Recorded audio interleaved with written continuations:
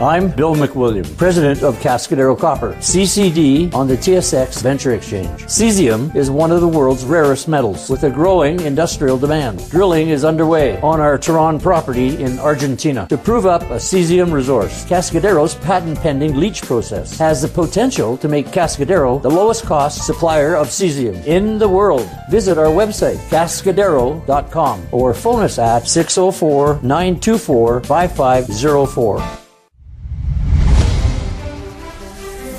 Welcome to the Goddard Report.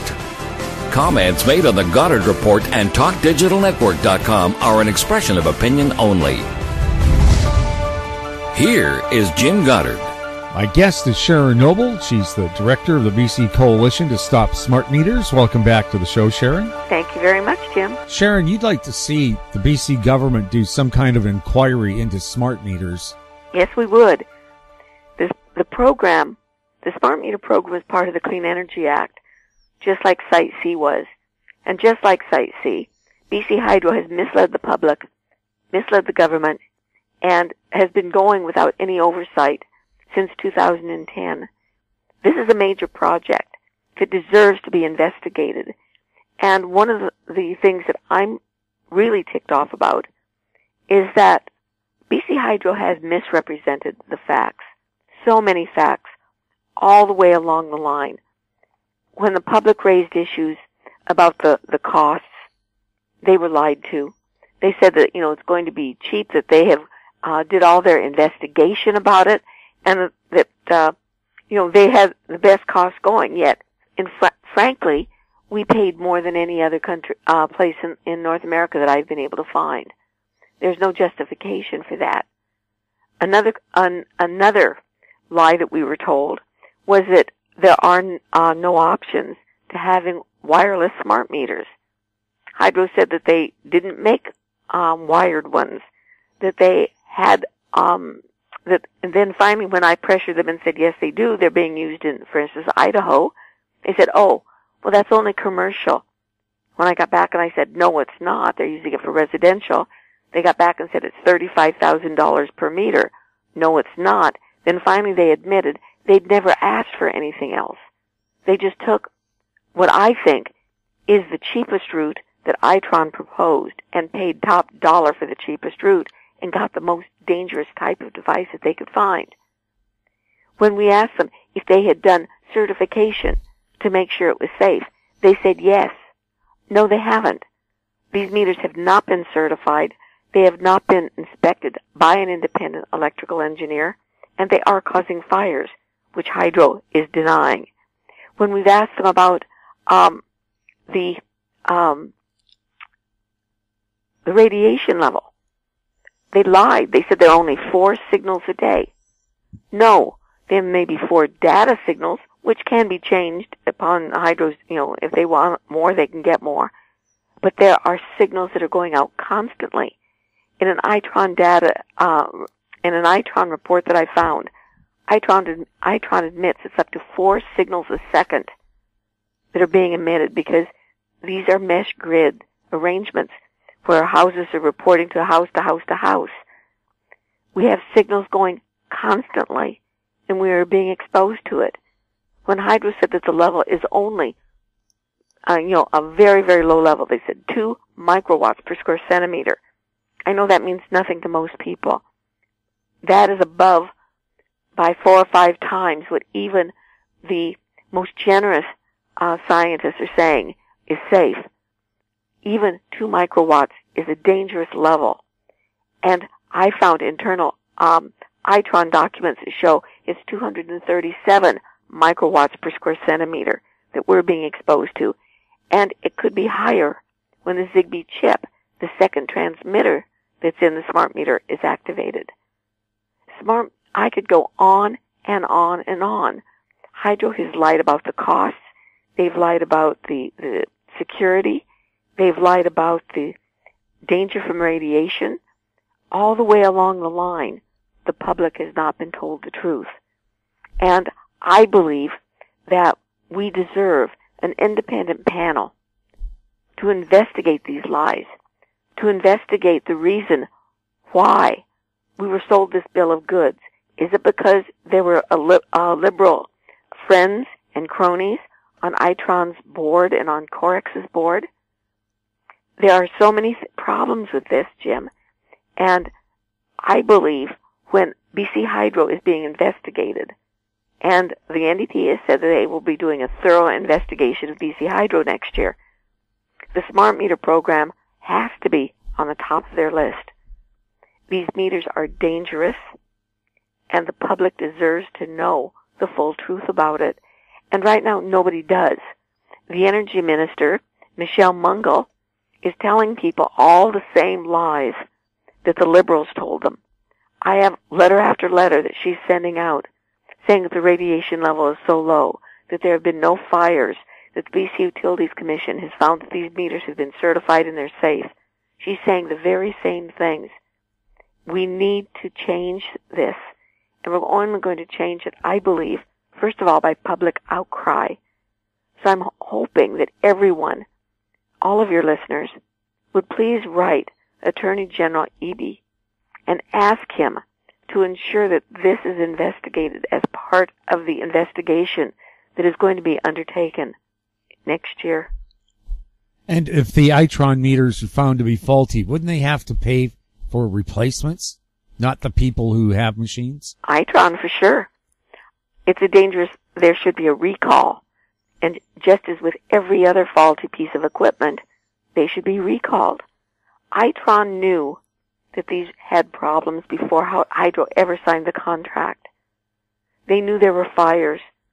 And above all, they knew that it was emitting high levels of radiation, which was declared to be carcinogen in May of 2011. We can't use DDT, yet we can have these on our homes, emitting it to our children.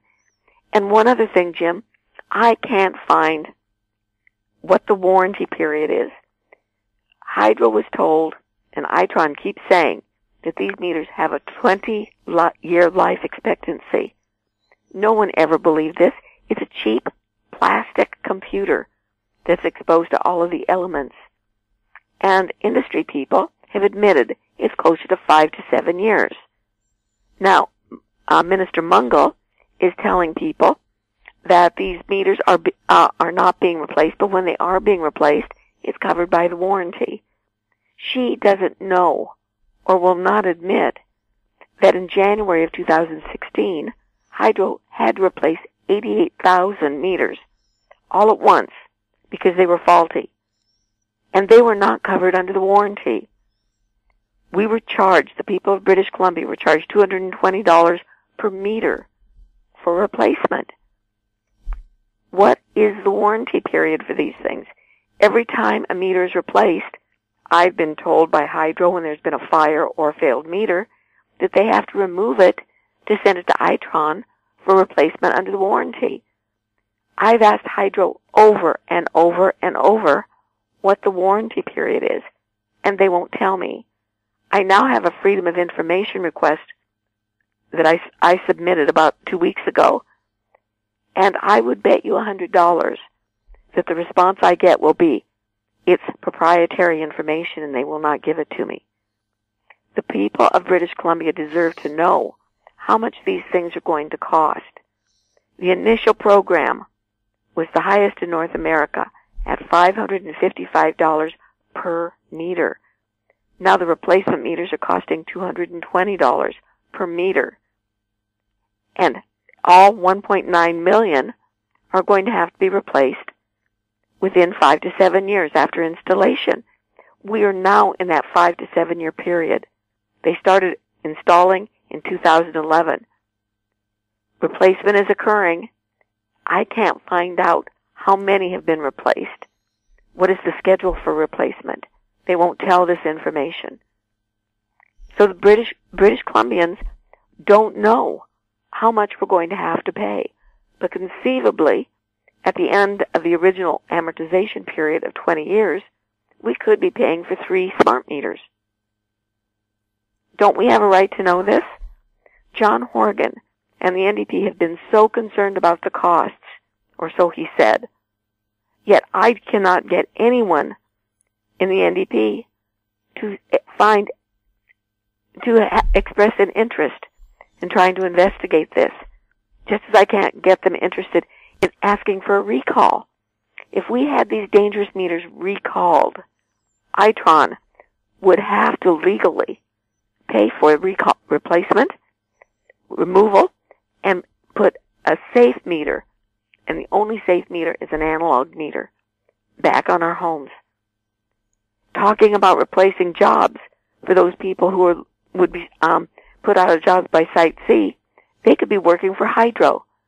They could be putting analogs back on our homes safely. We'll have more with Sharon Noble right after this. Cypress Development Corp's flagship lithium project is located just east of Albemarle's Silver Peak mine in the heart of Clayton Valley, Nevada. A 12-hole exploration drill program for lithium-enriched claystone on Cypress's 100% controlled properties is now underway. Cypress Development Corp trades on the TSX Venture Exchange, symbol CYP, the pink CYDVF, and on Frankfurt's C1Z1. For more information, please visit our website, cypressdevelopmentcorp.com. I'm Brian Fowler, president of Blind Creek Resources Limited, listed on the TSX Venture Exchange, ticker symbol BCK. Blind Creek is focused in the Yukon, Northwest Territories, and British Columbia. The company's key property is the Blend Project, one of the largest undeveloped lead-zinc-silver deposits in Western Canada, plus plans to advance the recently acquired, fully permitted historic engineered gold mine in the Atlan District of Northwestern BC. Check us out at blindcreekresources.com. Lotus Ventures Inc. is a BC-based medical marijuana company poised to launch into the rapidly evolving cannabis sector. Lotus is in the final review stage of the Health Canada approvals to become a licensed producer, having arranged facility financing of up to $12 million, plus building permits for its prototype indoor production facility. Shares trade under the symbol J on the Canadian Securities Exchange. Visit our website at lotusventures.ca. Welcome back. We're chatting with Sharon Noble. Sharon, do you feel that if the BC government has banned smoking anywhere on a BC ferry, they should do something else? Yes, there's just a recent announcement, as a matter of fact, that BC Ferries is banning smoking on all of their property, their parking lots, their shops, as well as on their ferries. And they say that they're doing this for the welfare of their employees and their customers. And I think we should all applaud this. This is wonderful.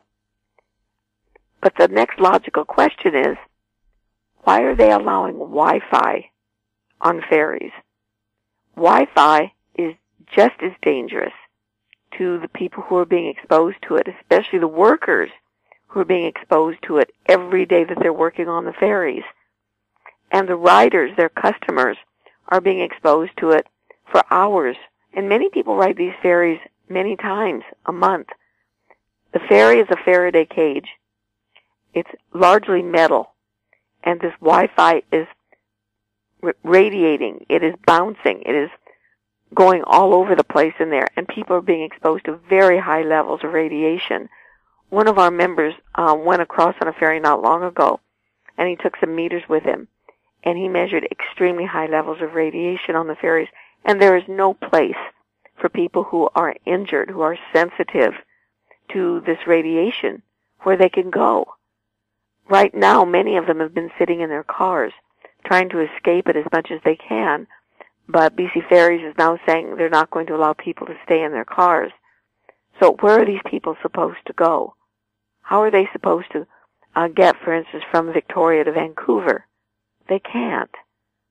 And the workers who are being exposed to this radiation for 8 hours a day as they work on the ferries are being illegally exposed to a dangerous toxin.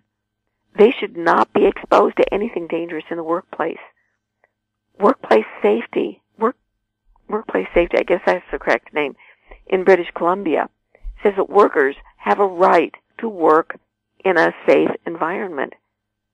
But illogically, even though it bans all to be carcinogens, for instance, DDT, pesticides, lead, things like that, it does not ban exposure to radiation, because it says as long as it's under Safety Code 6, it's fine. This is not true. And neither do provincial organizations have to follow the guideline. Health Canada's guideline is merely that, a guideline. and it says it applies to only to workers at federally regulated sites and visitors to those sites. We have nothing to protect us when we are in our home, in our schools, or in places like Ferries. And what we could do, what the province could do, is to establish its own level of exposure limits. And it should be doing this. And it should be zero in places like Ferries and in schools where people have to spend long periods of time exposed to these things. So I would say, thank you, BC Ferries, for making it smoke-free. Now let's take the next step. If you really are interested in making the BC Ferries a safe place for people to work and a safe place for people to ride for your customers, let's go after Wi-Fi. People don't need Wi-Fi when they're on the ferries. Certainly people can go 2 or 2.5 hours without being connected. Has there been any government response yet to your several hundred-page fire report on smart meters? No. No reason given? No. Nothing. I haven't heard from anybody. I've heard a response back from BC Hydro that was nonsensical, and continued on with lies and misrepresentations. But no, I haven't heard anything from the BC Utilities Commission, from any of the politicians. I haven't heard from any of the people that got hard copies, and that included Premier Horgan, Energy Minister Mungle, Sonia Furstenau, the Minister Trevina, who is in charge of the Fire Commissioner's office. No one seems to, first of all, care that fires are happening, but neither do they seem to be concerned about the fact that laws and regulations are being broken and that there are no tracking systems in place. I am not sure why this is being considered an unimportant issue. I'm extremely disappointed and I'm extremely frustrated by it. Another issue here for the disabled. Can you tell us about that? The United Nations? Is this what you're speaking about? Yes. The United Nations has a protocol, has a regulation where people with disabilities have to be accommodated. And Canada signed on to this convention that was signed, I believe, in 2007. It may have been earlier than that. I am not positive. Canada, though, is a signatory to it. But there was a further part of it called a protocol where people should have be allowed to complain when they are disabled and they are not being accommodated. This was a protocol that came into effect in 2007. That I know. And Canada has yet to sign on to it. And it was just tabled last month in the Parliament in Ottawa. But that really doesn't mean anything. Tabling just means that one of the members raised the issue, and if it never goes any further, there'll be no one there to put any pressure on it. But people with disabilities deserve to be accommodated. And one of the disabilities that has been recognized by many countries, and in Canada is called a functional impairment, is electrohypersensitivity.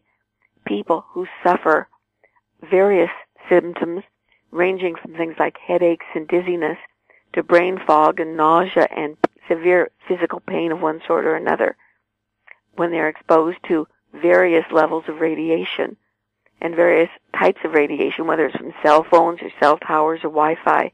There's a great variation in the symptoms and a great variation in the severity of the symptoms. But they should be accommodated. And in many places in Canada, this isn't happening. One example, for instance, is in schools. There are people who have children who are attending schools in British Columbia where there is unremitting Wi-Fi. Modems are in classrooms.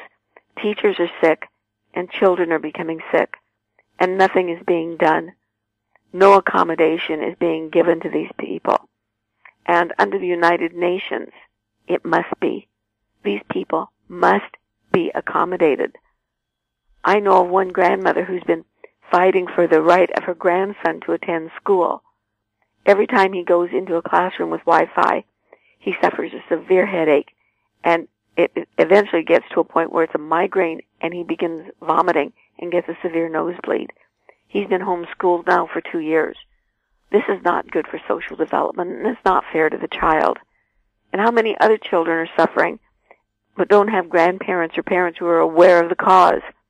Most doctors are not aware of this problem. This grandmother is, and she's fighting through the Human Rights Commission. She's suing for the right of her grandson to attend school, to be accommodated. And Canada is not doing what it needs to be doing, what it should be doing as the country we want it to be. People who are sensitive to microwave radiation deserve to be accommodated. And through the United Nations, I'm hoping that we can push for this to occur. Sharon, where can people go to get more information on these issues? They can go to our website for the coalition, which is www.stopsmartmetersbc.com. Sharon, thank you so much for chatting with us. It's always my pleasure, Jim. Thank you very much. And if I don't speak with you before Christmas, have a wonderful Christmas. And a wonderful one for you. Thank you so much. My guest has been Sharon Noble, director of the BC Coalition to Stop Smart Meters. She just gave you the website. I'm Jim Goddard. If you have any questions for us or our guests, you can send them to info@howstreet.com. I am Jim Goddard, and happy holiday season to everybody. Comments made on the Goddard Report and TalkDigitalNetwork.com are an expression of opinion only. The Goddard Report is available online and mobile at TalkDigitalNetwork.com.